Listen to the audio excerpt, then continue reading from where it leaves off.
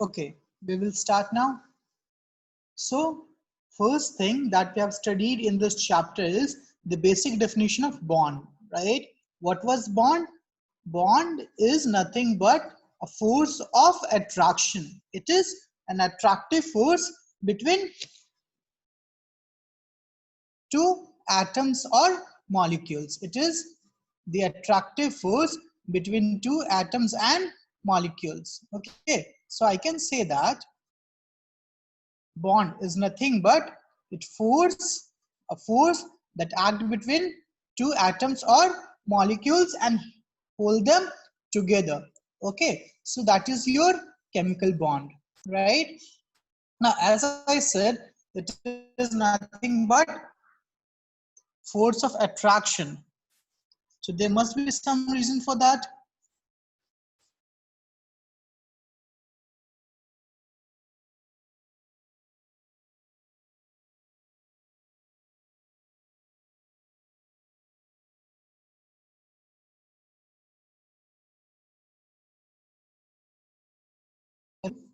Yeah, am I audible? Yeah, I'm audible now. Okay, so I can say that bond, right? A chemical bond is nothing but force of attraction between two atoms or more atoms which hold them together to form a stable molecule, right? That's the definition of chemical bond. Okay, now I can say that how this force of attraction will act on two or more than two molecules, right? So the process may be either development of charge or sharing of electron. Okay, right?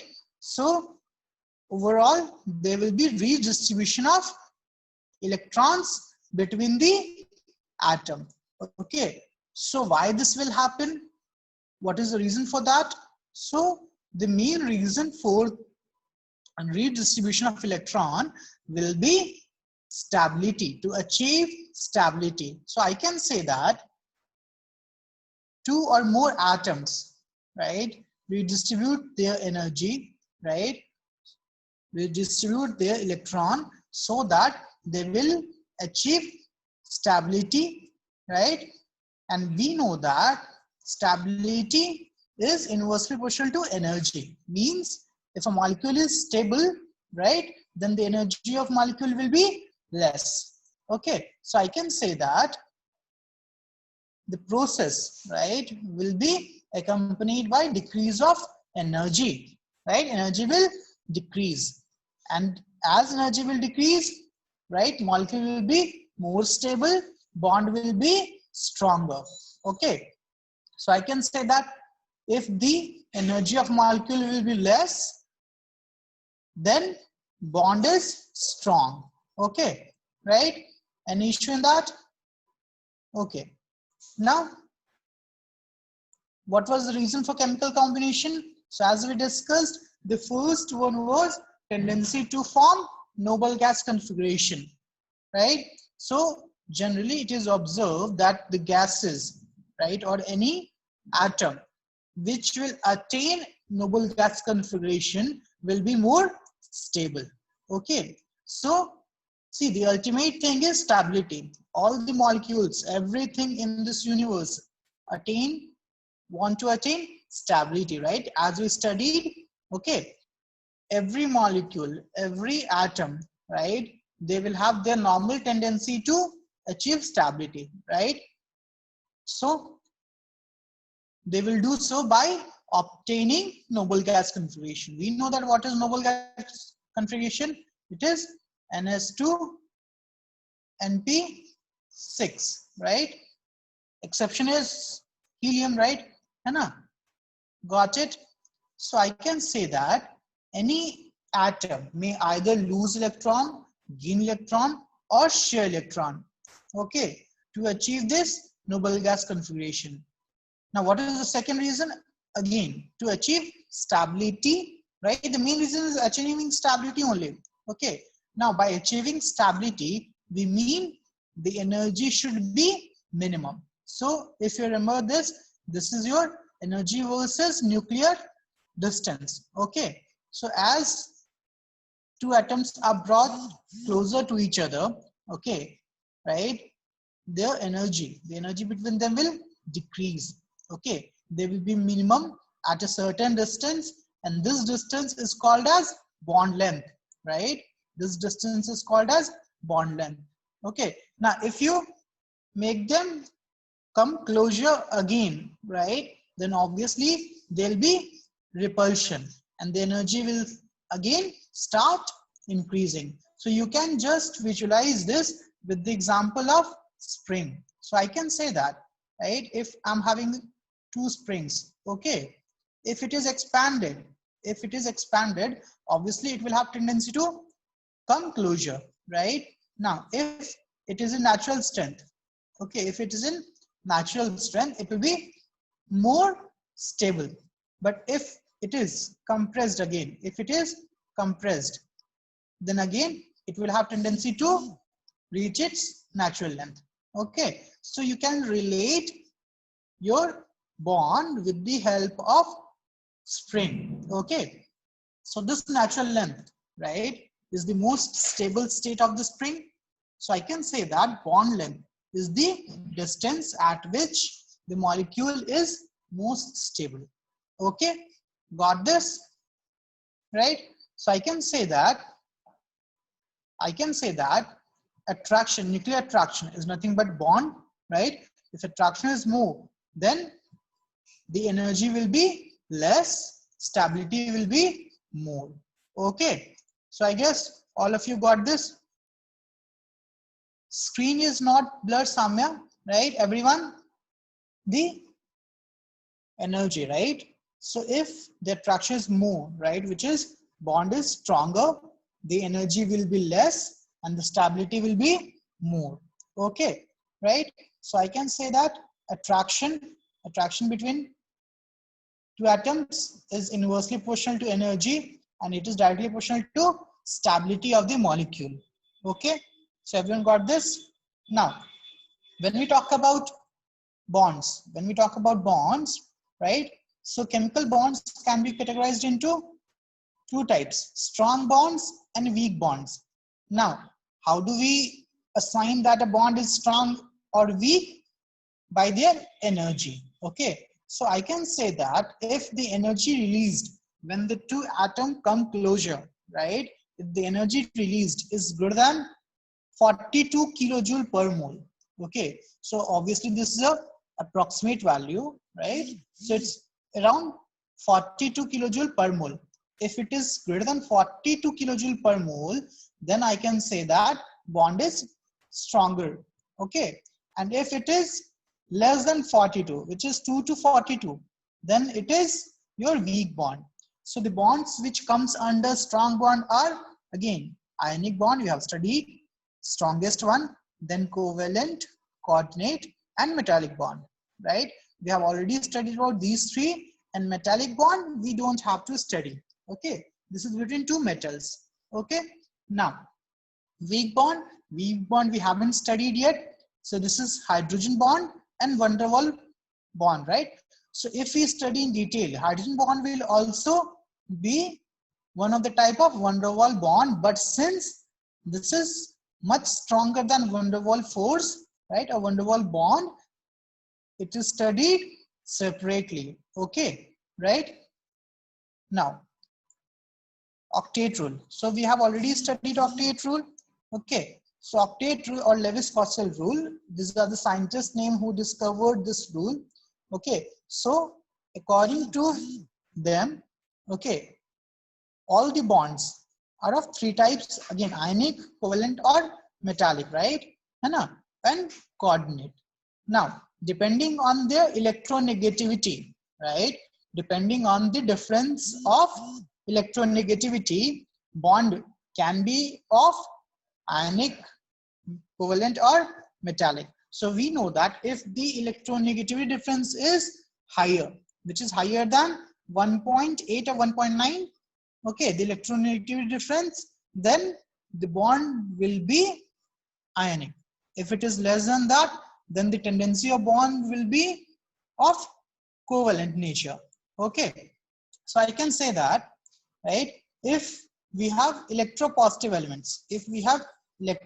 elements, right, which means it will have tendency to lose electron readily, right? For example, elements of 1A, right, or first group, right? Lithium, sodium, magnesium, right? These all are electropositive elements. Now, electronegative elements are those elements which have tendency to gain electron readily, right? For example, elements of 17th group, fluorine, chlorine, bromine, iodine. Okay, so these two will have tendency to form ionic bond. Okay, now there's a third type of elements, which is carbon, silicon, right, sulfur, which will have less tendency to lose or gain electron. So they will share electron. They will share electron, right, and will have the tendency to form covalent bond. Okay, covalent bond. Makes sense, right? Now, we won't be discussing ionic bond in detail. There are some properties associated with ionic bond that will be discussed, right? Because ionic bond is non-directional. We don't talk about shape or size in case of ionic bond because it is non-directional. We have studied that. We have studied the properties of ionic bond. So one such property is it is non-directional.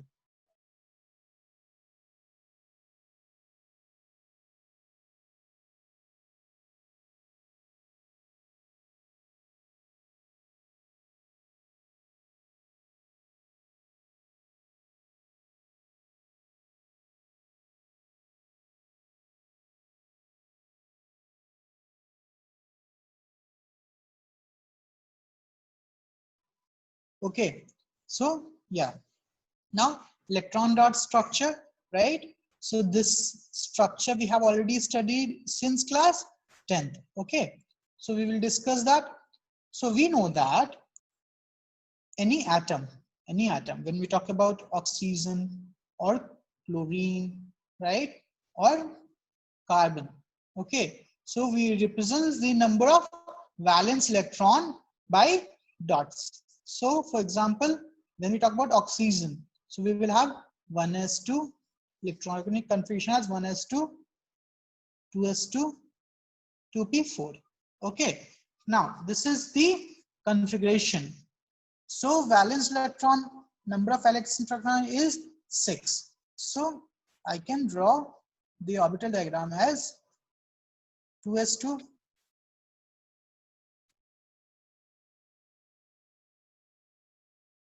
and 2p4. Okay, so I can say that, right, when we talk about valence electron, the paired electrons are called as lone pair. So we have two lone pair. Okay, this 1s2 and this 2p, right? Two lone pair and two unpaired electrons. So I can say that it can be represented like this. So lone pair should exist together. Okay, so these two electrons can also be written this side by side. Okay, right? It is not necessary that it should be represented in opposite direction. It can be represented like this also. Okay, but lone pair should be represented together. Okay, now this can also mean that there are two free electrons or unpaired electrons. Okay, depending on how you are bonding. Okay, how you are bonding oxygen with another atom. If there's double bond, right, then you have to write this dot in the same direction. Okay, okay, so yeah, so for chlorine, right, we studied that for chlorine it will be 3s2 3p5, right? So 7 valence electron, so it will be, so this is your 2s2 and 2p4. So for chlorine it will be 3s2 and 3p5.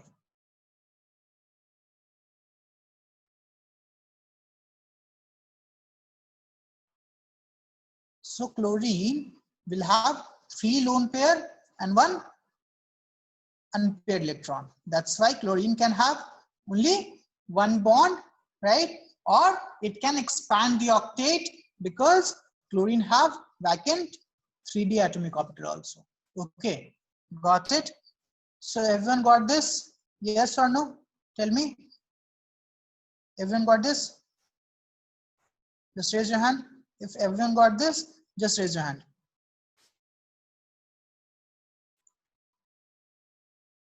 Okay.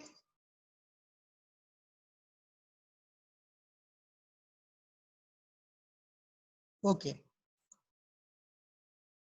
If anyone have any doubt, just ask. Okay, what doubt you have? Which part you didn't get? Just ask. Okay, which part you didn't get? Number of lone pair, number of unpaired electron, which part?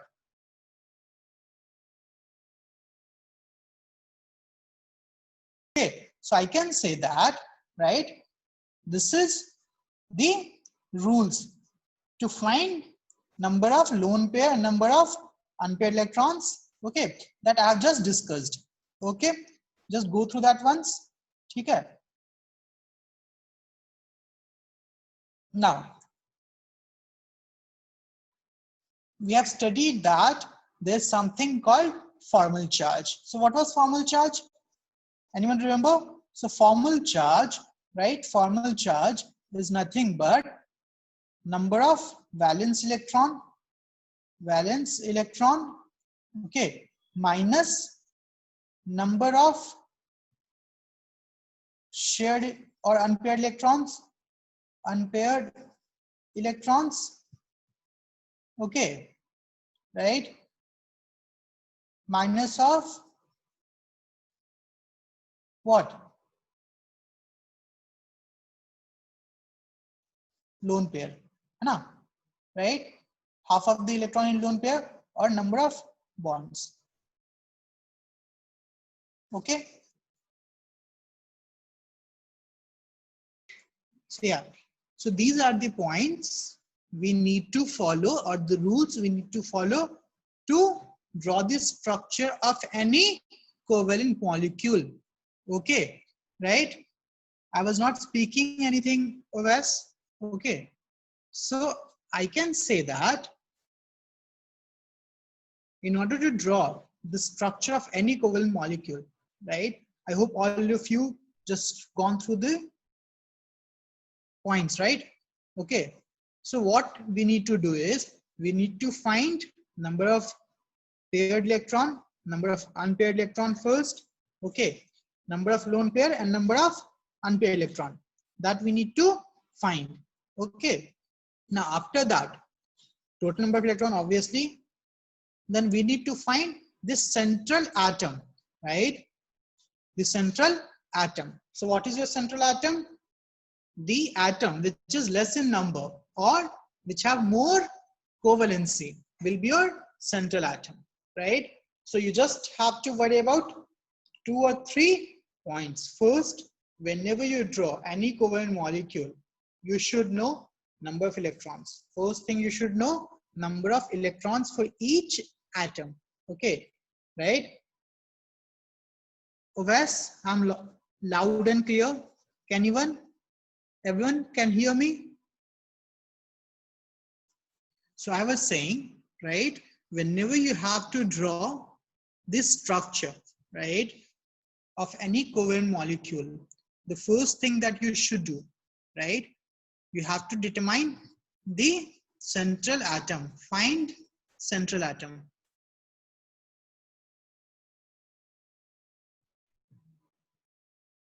Yes, yes, leave and join again because I'm audible.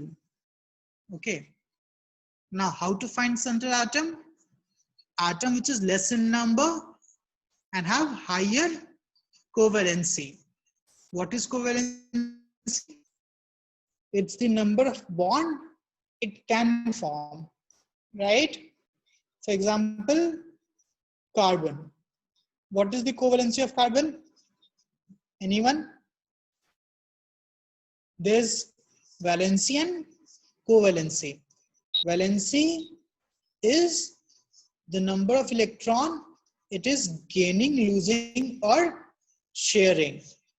Okay, whereas covalency is maximum number of bond it can form, right? So when you talk about carbon, so in carbon, we studied that the paired electron of 2s, right? The paired electron of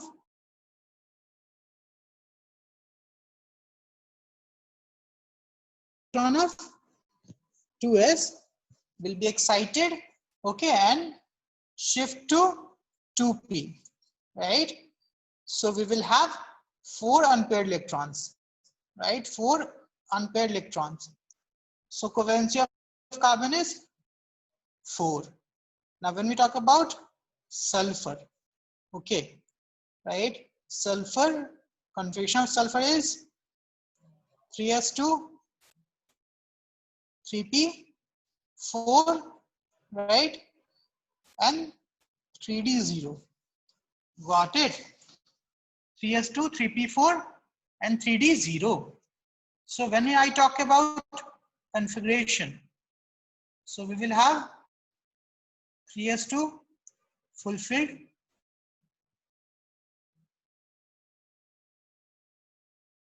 3p4 same as oxygen, right? Same as oxygen. Okay. And then vacant 3d. Vacant 3d atomic orbital. Okay. So if we talk about these 2 unpaired electrons, so sulfur will form 2 bonds. If this p atomic orbital, right? If this electron in p atomic orbital, we excite and shift to 3d. Okay, so we will have 3 plus 1, 4 unpaired electrons. So sulfur will form 4 bonds. But if this 3s will excite and shift to 3d, right? Okay, I'm just crossing it, that it got shifted. Then we will have 6 unpaired electrons and sulfur can form 6 bonds, right? So I can say that sulfur can form 2 bonds, 4 bonds, or 6 bonds. So the covalency of sulfur is 6. 6. Got it? Means sulfur can never form more than 6 bonds. So if sulfur is forming 2 bonds, then the formal charge would be +2. If it is forming 4 bonds, then the formal charge would be +4. If sulfur is forming 6 bonds, then +6. Got it? Everyone got this? Tell me. Everyone got this?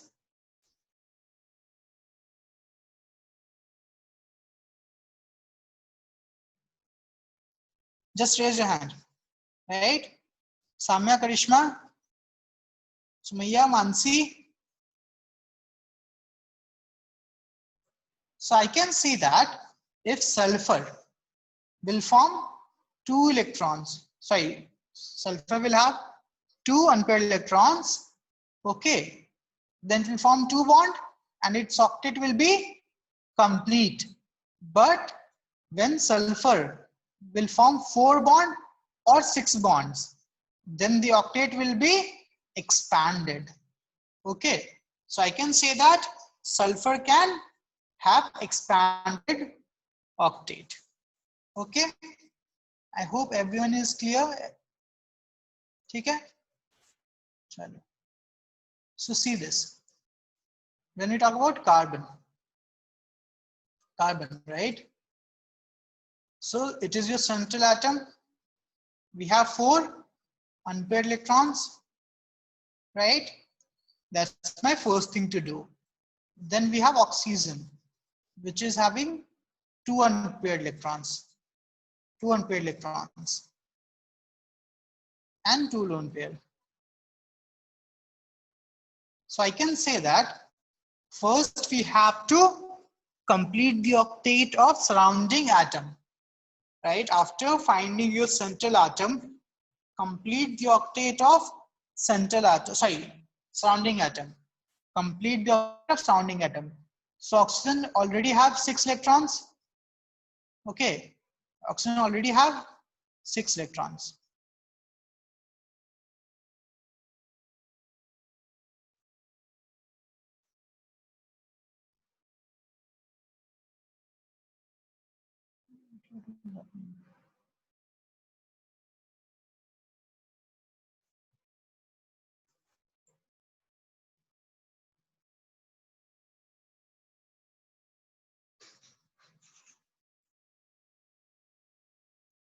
Okay, something happened to the screen.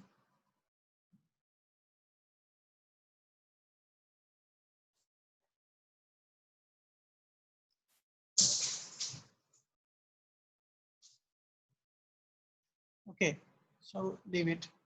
So I can say that this oxygen, right, already have 6 electrons. So it requires 2 more electrons. So it will share electron. It will share electron from this carbon, right? It will share electron from this.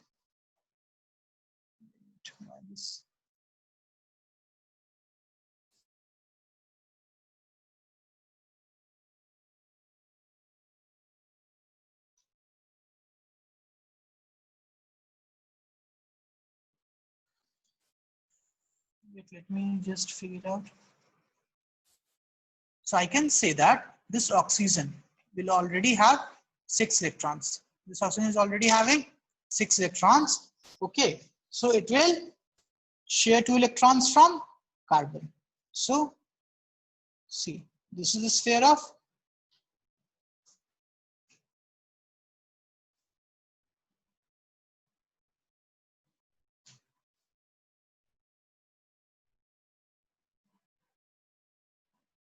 this is the sphere of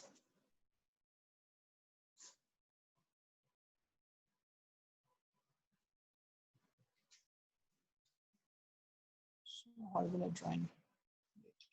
Just draw like this. Okay, so this is the sphere of oxygen. 6 electron of itself, 2 electrons shared from carbon. Okay, now when we talk about this other oxygen, again we'll have this sphere. 6 electron of itself, 2 of carbon. Now when we talk about carbon, okay, when we talk about carbon, so carbon is already having 4 electrons, so it will share 2 electron of this oxygen and 2 electron of this oxygen. So this is your Lewis dot structure. So when we talk about this oxygen and this carbon, 2 electron is shared. So we will join it. Okay, so this is your double bond. And here, again, we'll join it. This is your double bond, right? The structure of C double bond O, C double bond O, CO2 is like this. Okay, so I can say that in the same way, the structure of NH3 is like this. N is your central atom. Then 3 hydrogens attached, and we have one lone pair because the configuration of N is 2s2, 2p3, 5 electrons. So this is your lone pair and 2p3, and 3 unpaired electron will form 3 single bond. Got it? Got it, everyone? Just raise your hand. Everyone got this?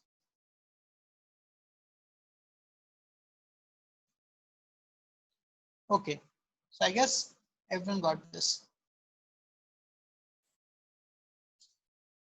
Okay, what you didn't get, just see the example of PCl5. Okay, so example of PCl5. Okay, this is PCl4. I'm asking to draw PCl5. So we know that central atom is phosphorus. Central atom is phosphorus. So phosphorus will have how many electrons? How many valence electrons? So we know that phosphorus, right, belongs to nitrogen group. Okay, nitrogen phosphorus. So the configuration of phosphorus will be 3s2, 3p3, and 3d0, 5 unpaired electron. Okay, so it will also have 5 unpaired electron. Got it? Right? Everyone got this? That phosphorus will have 5 valence electron. So the covalency of phosphorus can be 5. So P. Now, when phosphorus will be in ground state, then it will have 3 unpaired electrons. But when this 3s2 will excite and go to this 3d, right? Then we will have 5 unpaired electrons. In that case, phosphorus will have 5 unpaired electrons. Okay, and Cl will have 3 lone pair and 1 unpaired electron, right? So I'm just showing the unpaired electron.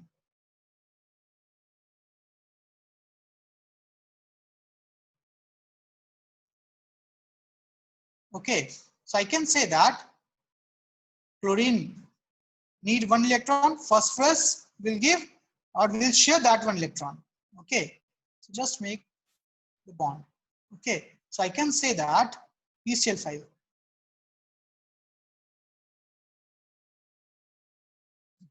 The structure of PCl5 will be like this, right? P in the middle and surrounded by 5Cl.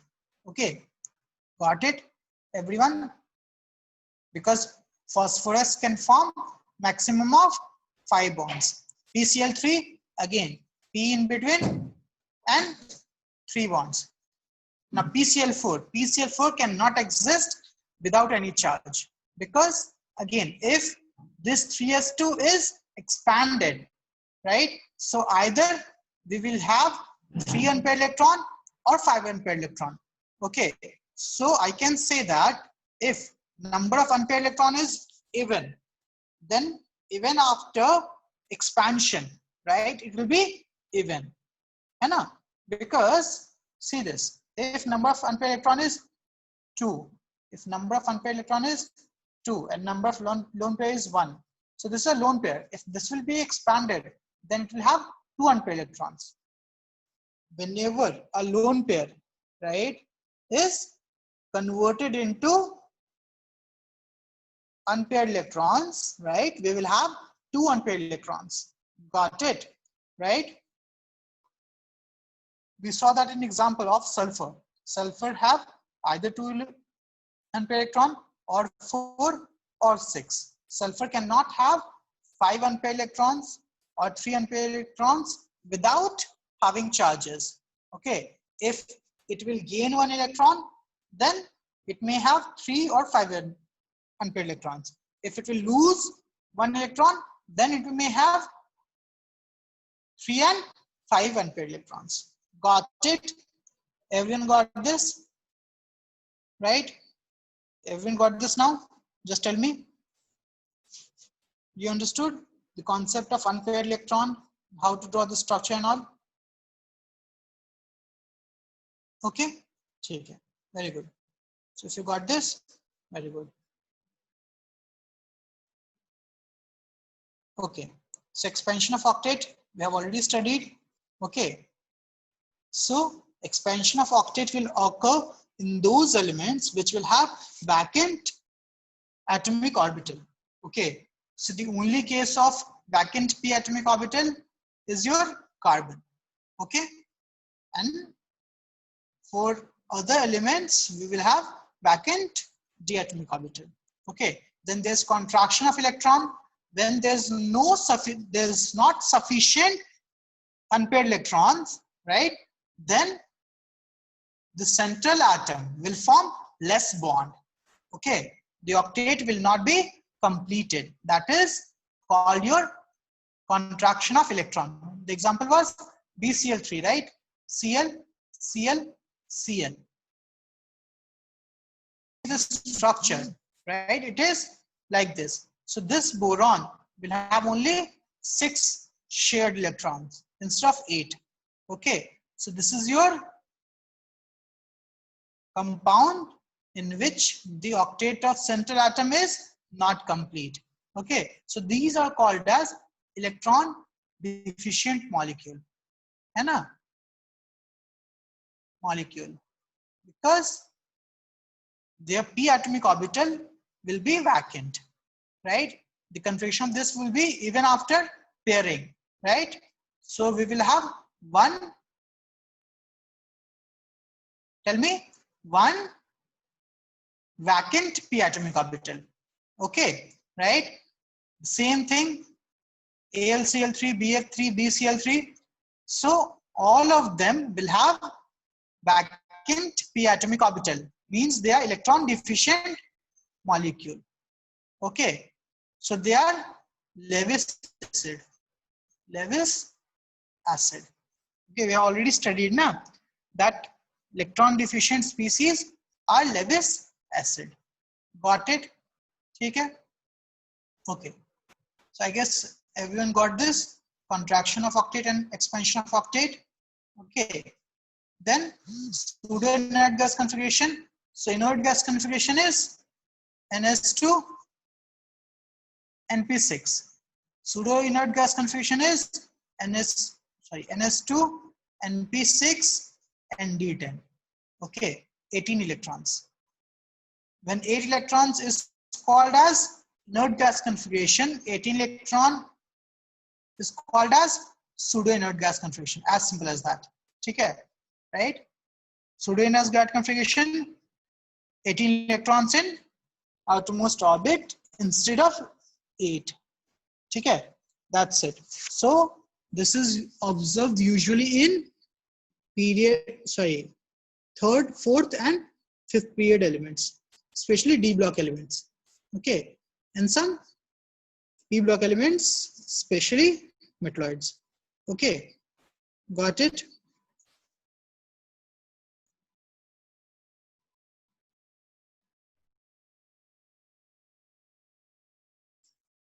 Okay, now we have some exceptions, which is called as odd electron molecule. So till now we studied that any bond between two atoms is formed by two electrons, one of A, one of B, which is shared.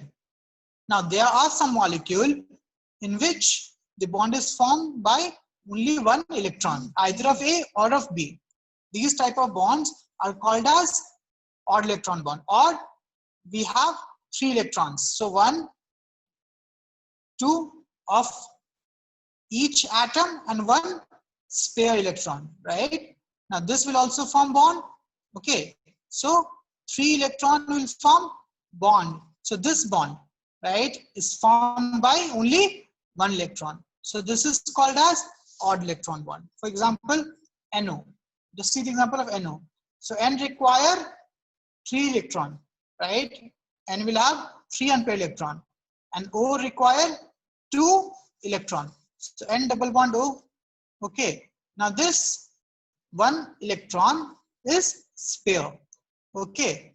Right. This 1 electron is spare. So I can say that here we will have 7 electron. Here we will have 8 electrons. Okay. So this is your odd electron bond. Got it? Right. Okay. So I guess, see, when we talk about odd electron bond, right? When we talk about odd electron bond, so in that case, okay, in case of odd electron bond, there will be 1 electron, 1 unpaired electron left with 1 atom after bonding. Okay, I'll give you another example, ClO3. So Cl, right? So Cl will have this type of valence electron. Okay, so Cl can have 7 covalency. So it will form double bond with O, double bond with O, double bond with O. Now when we talk about this oxygen, so sorry, this electron. So this electron here is unpaired, right? Got it? So this is the example of odd electron bond, right? This unpaired electron will be left. So this is the example of odd electron bond. Okay, got it, Karishma? Got this? It belongs to only nitrogen. Okay, right?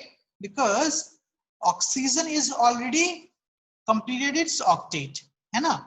Right? As I told you, the octet of surrounding atom should be complete. The central atom, I'm talking about the central atom, right? Either they can have expanded octet or contracted octet or odd electron octet. Okay. Now solve question number 1. Everyone, solve question number 1. Question number 1 and question number 2. Okay, try solving this. So I can say that, see this. Okay. Now there's some disturbance in voice because of internet, I guess. Please bear with me. Okay. I'll just try to change the network. Am I clear? Or is there any noise?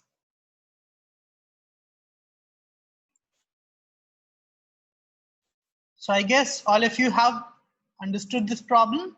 Okay. So you just have to see the configuration. Okay. Right. So ClO4 minus. So just draw the structure. Cl will be a central atom. Then O4 minus. So whenever we have negative charge, it will be on higher electronegative atom, right? So O, O, O, O. Now chlorine only have 7 electrons, right? Chlorine only have 7 electrons. Okay. So double bond O, just complete the octet of surrounding atom. Double bond O. Now we have a negative charge. So whenever we have negative charge on oxygen, right, just put negative charge on oxygen. So if we have negative charge on oxygen, means oxygen already have 7 electrons. So it will need only 1 electron. So only 1 bond is required. So this is the structure of ClO4 minus. Same as KMnO4 minus, MnO4 minus, right? All if you remember the structure of MnO4 minus, right? Same as that. Okay, right? Now BF3 we have already solved. SO4 2 minus. I hope all of you can draw the structure of SO4 2 minus. Raise your hand. All of you can draw the structure of SO4 2 minus, right? Anna, we have drawn the structure of H2SO4. S double bond O, double bond O, O minus, O minus, right? Okay, and CO3 2 minus, same, C double bond O, O minus, O minus. So I can say that carbon octet is complete, it's not expanded, but in chlorine and sulfur, it is expanded, right? So the answer would be 1 and 3, B. Got it, right? B. Okay. Now octet rule is not obeyed. So again, B and C. This is contracted octet. This is expanded octet. Got it, everyone? Everyone got this? Just raise your hand. If you got this, just raise your hand. Okay.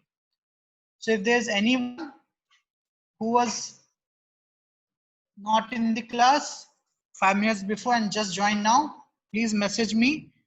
Okay, because I have dropped the message. Okay, and 39 students were there. Now 40 students are there. Okay, so there's one student who joined just now. Just drop me a message. Okay. Okay, so I guess we have completed with basic octet structure, right? Basic structure of covalent compounds. Then we talked about ionic compounds. So we already know that ionic compounds are formed by the exchange of electron, right? Means one atom will lose its electron and one atom will gain its electron. Okay, the condition for ionic bond were difference in electronegativity should be high, right? Ionization energy, okay, which is the energy required to remove the electron, should be low. Electron affinity, which is energy released when electron is added should be high. Okay. Usually ionic compound are formed between metals and non-metals. Okay, right? And why this happen? Same, to attain either inert gas configuration or pseudo inert gas configuration. Then we have transition metals which have valency, right? Varied valency. So these are kind of exceptions. Their valency will keep on changing. Okay, right? So this we have already studied. Ionization energy and electron gain enthalpy, right? Which is electron affinity. Now the new topic is lattice energy. So first of all, what is lattice energy, right? First of all, you have to understand that what is lattice energy. So when we talk about ionic bonds, okay, or ionic structure, okay, so the ionic structure are not same as covalent structure, okay. Karishma, I just told you, right? I just wrote it over here, okay. See this, itna bada pseudo inert gas configuration, right? When the configuration is ns2 np6 and nd10 18 electrons. मैंने यहाँ पूरा समझाया था, ठीक है? Okay, so lattice energy, right? So I can say that the ionic compound exists in crystal structure. They exist in crystal structure. Okay, right? And the crystal structure is formed by lattice. So what is a lattice? It is a cage-like structure, right? Formed by something called as unit cells. Unit cells. Okay, so you can just assume that unit cells are like bricks. Okay, है ना? Like building block of ionic compounds, and these unit cells are formed of cations and anions. So see, there's example of cubic lattice. So this is your cubic lattice. Cubic lattice. Okay, so all the ionic compound exist in form of crystal, right? Or mostly exist in form of crystals, and these crystals are formed by lattice, which is the structure formed by unit cells. Okay, got it? Now, suppose you want to break this lattice. Okay, you want to break this lattice, right? You want to break this. Okay, right? Into individual atom, into individual ion, है ना? Na plus and Cl minus ले लो, right? Suppose we have lattice of NaCl, right? And you want to break it into Na plus and Cl minus. The amount of energy which is required to do so is called your lattice energy, or the amount of energy, right, which is released, okay, when you bring together Na and Cl minus and form this lattice, form NaCl lattice. Okay, that is your lattice energy. So what is lattice energy? It is the amount of energy released during the formation of ionic bond, or the amount of energy required to break the ionic bond, right? Got it? Any issue in that? Everyone got this? Tell me.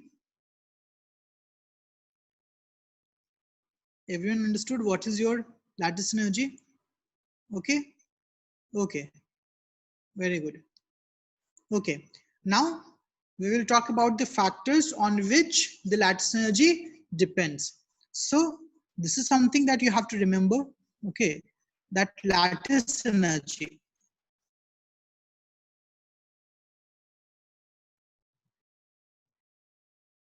see, they exist in lattice form. Okay, right? We observe it, we don't make it. Okay, got it? You're asking that why my name is Vishnu? Because someone gave it, right? Okay, in chemistry, I have already told you, in chemistry, not all how and why are answered. Okay, they exist in nature. there are 14 Bravais lattice, okay, which already exist in nature. Okay, we study that. We have observed, we have seen this structure through electron microscopes and all. They exist, we don't form it. Okay, right? So there's no answer of how they exist in lattice form. Okay, at least I don't have the answer. Okay, okay, so yeah, so I can say that in this lattice, right, the atoms are bonded by electrostatic force of attraction because we have positive charge and negative charge. So the lattice energy is inversely proportional to the sum of radius of cation and anion. Okay, it's the sum of radius of cation and anion, right? So see this, when you talk about a gas, it will lose its electron. That energy is your annihilation energy. Then the second atom will gain one electron, then it's your electron affinity. Now we have two ions, Y minus and X plus. If you bring them closer, okay, if you bring them closer, right, okay, these charges, then they combine to form a lattice, okay, right, a lattice, and this energy is called as lattice energy. Got it? Any issue in that? So when you talk about what is the total energy exchange, Y gas plus, sorry, X gas plus Y gas gives XY solid, XY solid. So what is the total energy? It is annihilation energy plus electron affinity plus lattice energy. Okay, so this is your total energy. Now, in order for this lattice to form, this lattice energy should be more than the sum of these two energies, right? Okay, है ना? तभी तो ये बनेगा. So I can say that for any compound to be formed, the energy required or the lattice energy, right, plus electron affinity, because both are released, right? Both energy are released, right? It should be more than annihilation energy because annihilation energy is required. This energy is required.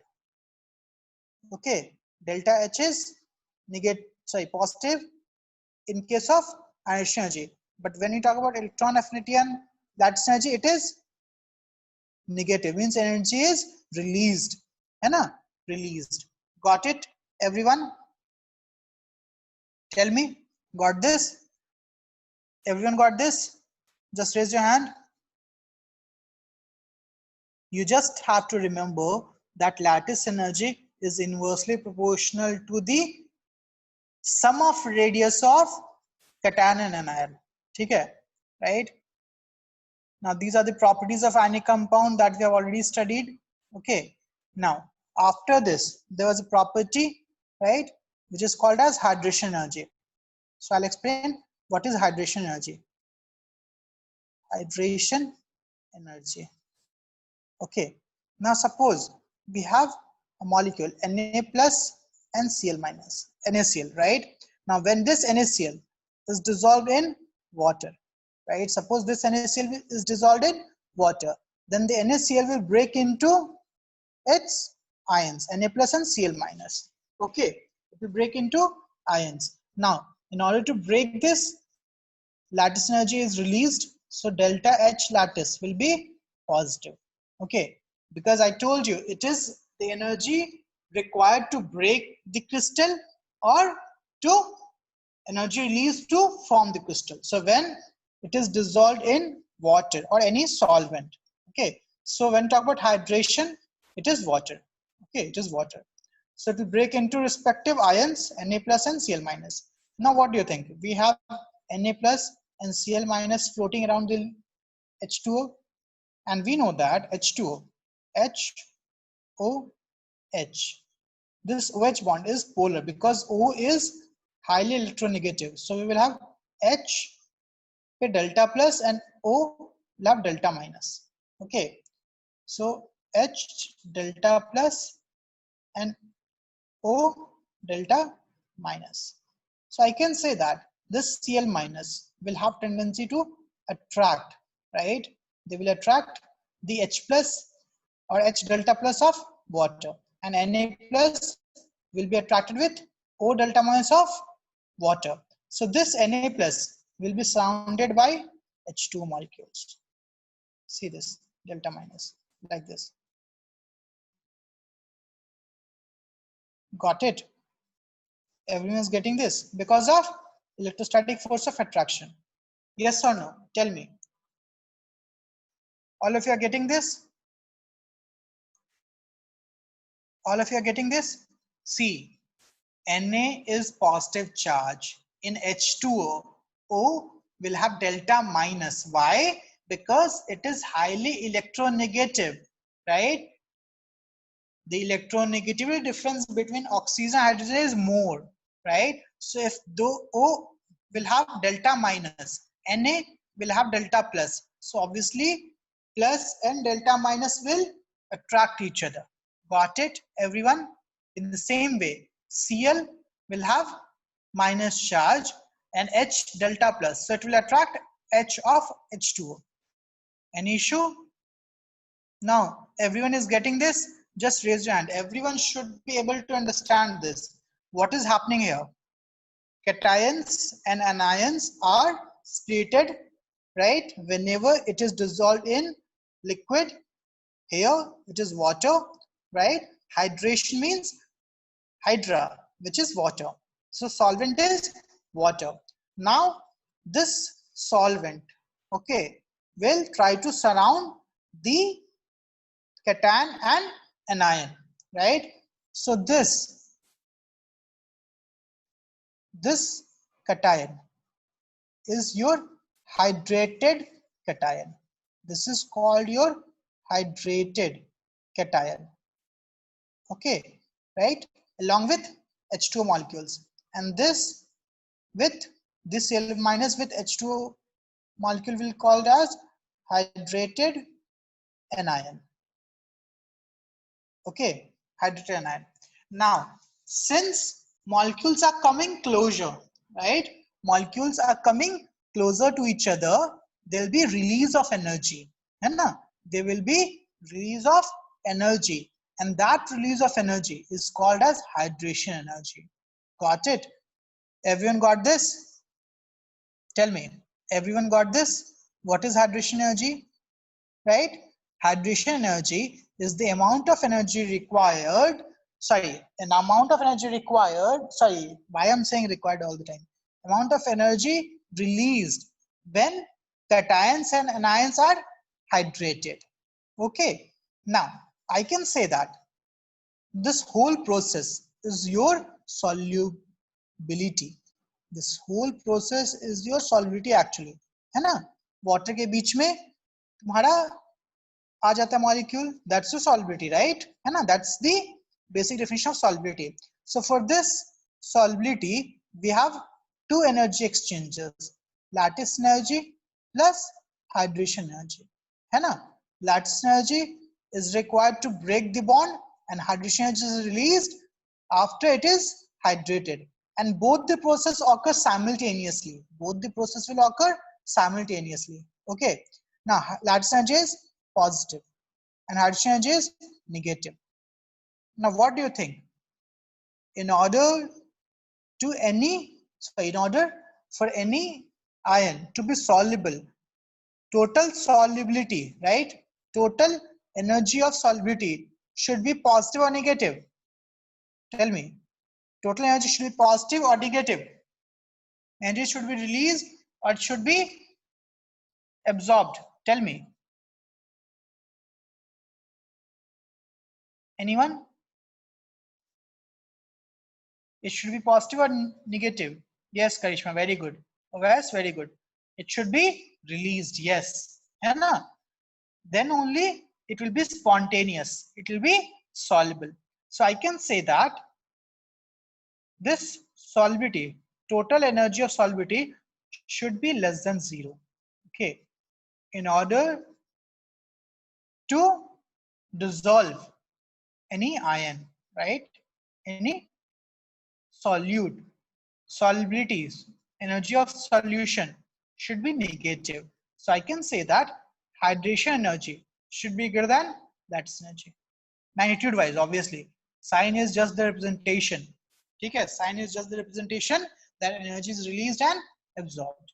Got it? है ना?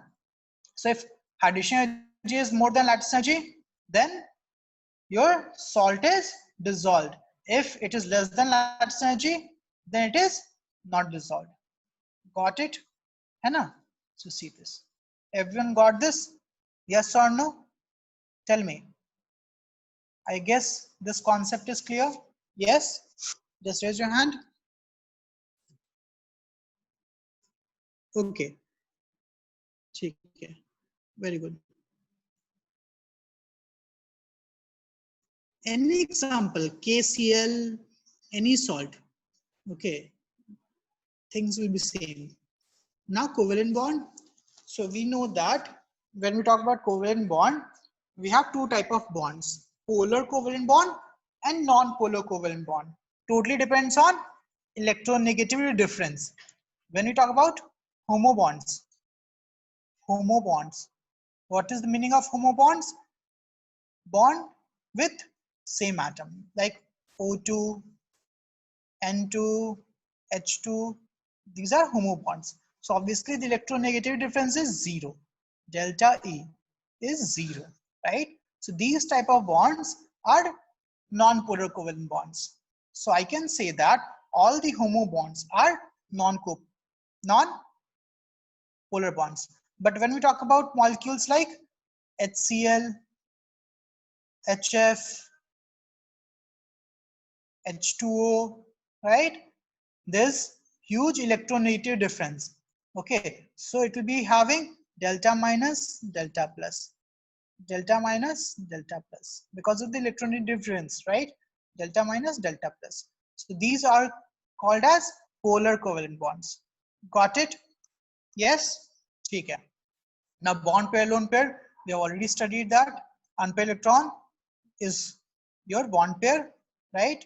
And paired electron is lone pair. Coordinate bond we have already studied. Okay. Compound ionic and covalent coordinate bond, the complex compounded, right? Now ionic character in covalent compound. So this we were studying, right? I told you that we will study this chemical bonding.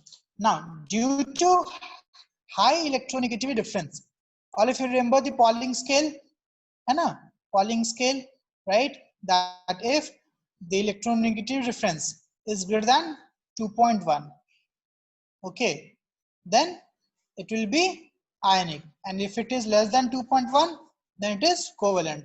But if it is around 2.1, it will have partial ionic character and partial covalent character.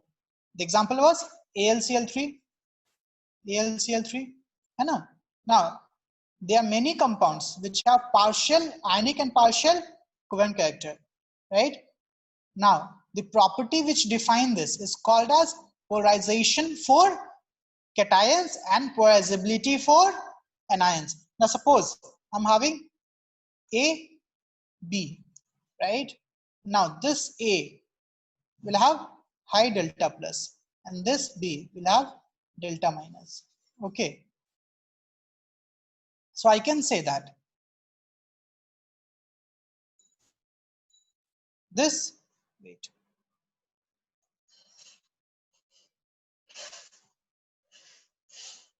Yeah. So suppose I'll just give one example which is taken here only. Okay. Yeah. So suppose I'm having a cation, right? I'm having a cation. Okay. So this is the covalent nature of ionic compounds and an anion, right? Now this cation is having high electronegativity because it is positive charge. So what this cation will do, right? It will try to attract the electron cloud. See, normally the electron cloud of A minus will be like this and C plus will be like this, right? They'll be having spherical electron cloud. Now because this C plus will have higher electronegativity, okay, right? The electron attracting tendency of this cation will be more. Okay, so what will happen? This C plus will delocalize, right, or disturb this electron cloud. Now the electron cloud will be like this. Okay, right, it will be shifted toward C plus. Okay, so I can say that here, right, the cation, right,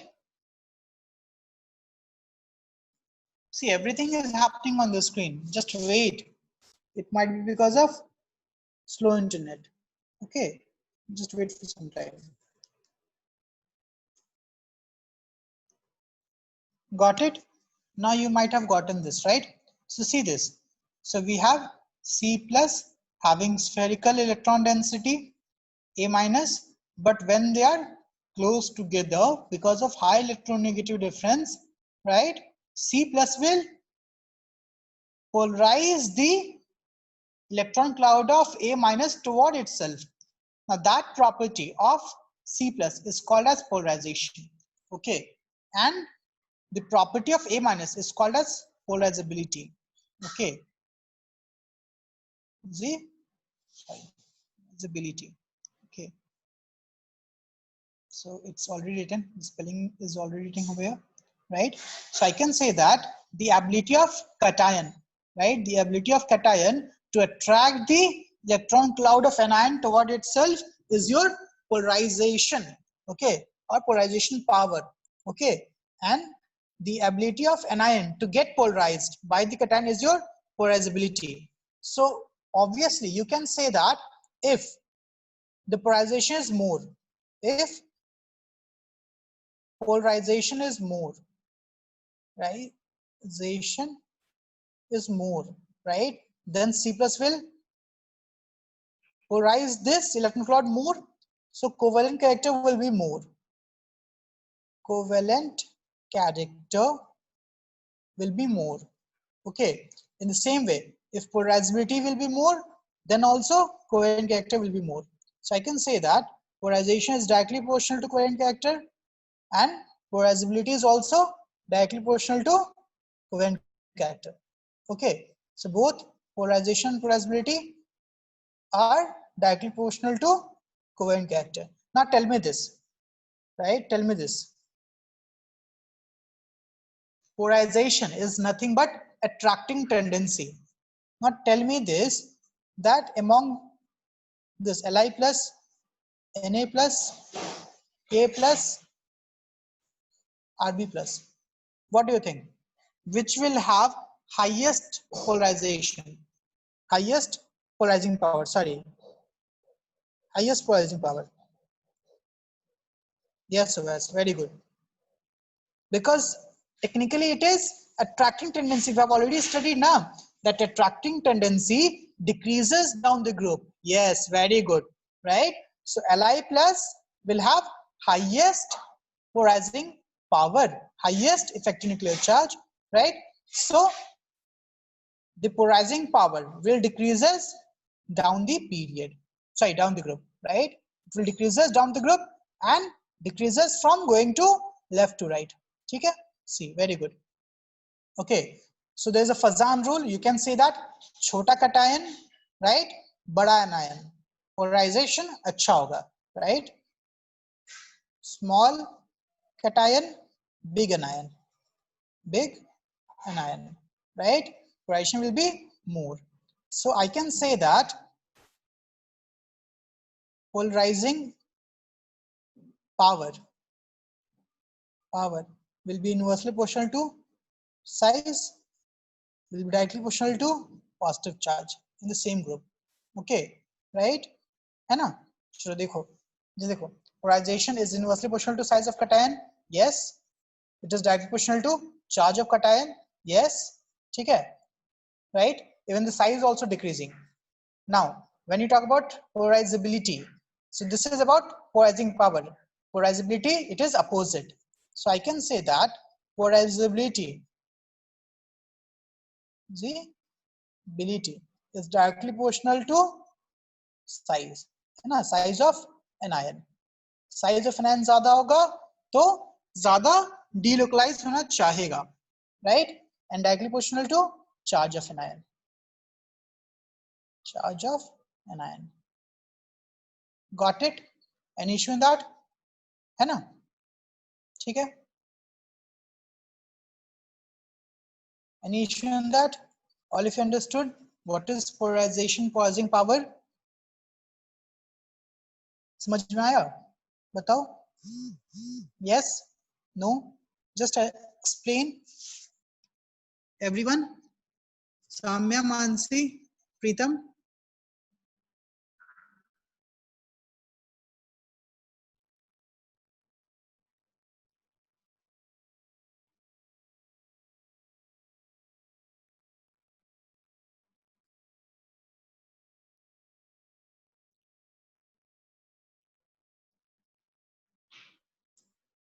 Okay. Yes. Size, see, you should ask size of what? Size of an ion is responsible for polarizability. Okay. And size of cation is responsible for polarizing power. Now here, see, polarization is inversely proportional to size of cation. Polarization is directly, see, this is size of cation, right? So polarization is inversely proportional to size of cation, but directly proportional to size of anion. Just ऐसे देखना, छोटा cation बड़ा anion अच्छे से covalent bond बनेगा, polarization ज्यादा होगा, ठीक है? Got it? छोटा cation बड़ा anion. That's your Fazan's rule. That's it. छोटा cation बड़ा anion. ठीक है? Any issue in that? Now, if polarization will be more, covalent character will be more. Okay, right? Covalent character will be more. Any issue in that? And ionic character will be less, right? So I can say that charge on an ion ज़्यादा होगा तो polarizability ज़्यादा होगी, polarization ज़्यादा होगा, covalent nature ज़्यादा होगा, melting point कम हो जाएगा, because covalent character ज़्यादा हो रहा है means ionic character कम हो रहा है ना? Means bond comparatively weak हो रहा है, so boiling point कम होगा. Got it everyone? Everyone got this? Just tell me.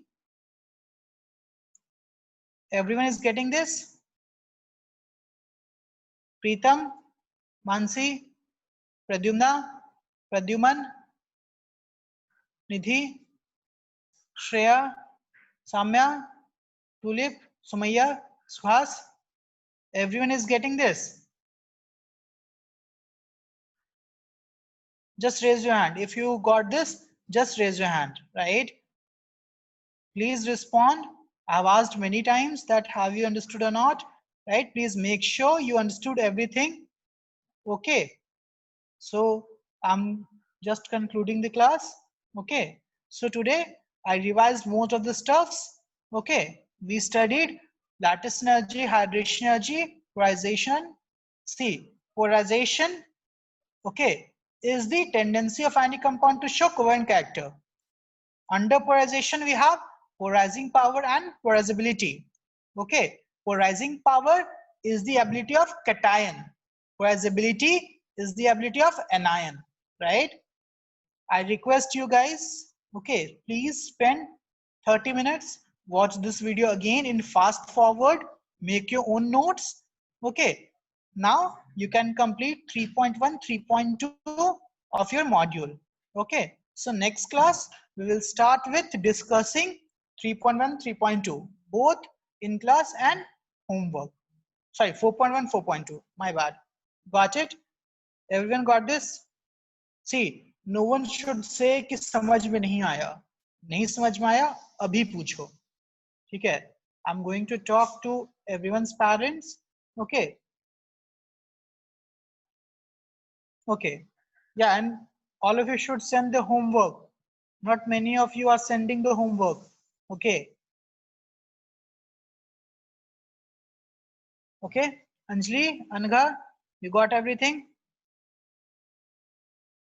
Yeah, I know, right? That is what happened in school all the time. They'll start with gaseous state, okay, then redox, then first chapter, okay, that will be the order, right? Don't worry about that. Just read NCERT, whatever is taught in the school, just listen to that.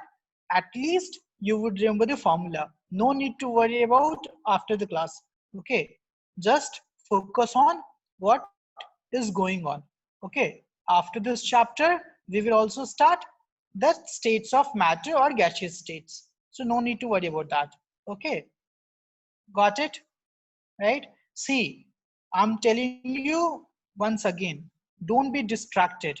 Okay, whatever is taught in the school, just study in that period. Okay, you need not to worry about after that. Okay, right? Otherwise, you won't be able to complete that and this, and you'll be frustrated and uh, confused. Okay, yes, very good. Okay. See, we tried to give them the schedule and everything, our course plan and all. We discussed that they'll follow the same schedule, but again, it doesn't happen. Okay. I've mailed the schedule, course plan, everything. Okay. It never happens. So you need not to worry about that. Okay. My goal is at the end of SA1, same syllabus will be covered. You need not to worry about that. Okay. ठीक है? चलो. Okay, thank you everyone. If anyone have any doubt, please watch the videos of this chapter. Okay.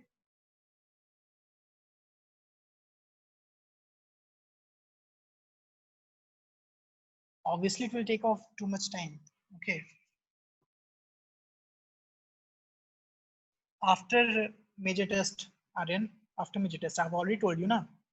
Okay. After major test, we'll do that. Okay.